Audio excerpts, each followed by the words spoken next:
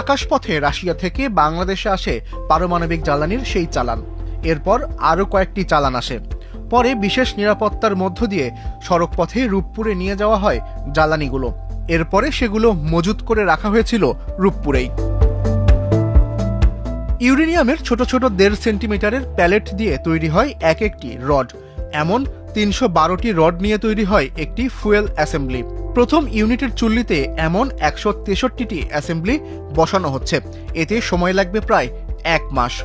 এই ইউরেনিয়াম থেকে উৎপাদিত তাপে পানি ফুটে বাষ্প তৈরি হবে, আর সেই বাষ্পের শক্তিতে টারবাইন ঘুরে তৈরি হবে বিদ্যুৎ। মাত্র 1 কেজি ইউরেনিয়াম থেকে যে শক্তি পাওয়া যায় তা 100 টন কয়লার বা 60 টন তেলের সমান। নিরাপত্তার প্রশ্নে কোনো আপোষ করা হয়নি এই বিদ্যুৎ কেন্দ্রে। আন্তর্জাতিক পরমাণু শক্তি সংস্থা বা IAEA একটি বিশেষ সফটওয়্যারের মাধ্যমে প্রতিটি জ্বালানি রডের হিসাব স্বয়ংক্রিয়ভাবে রাখবে।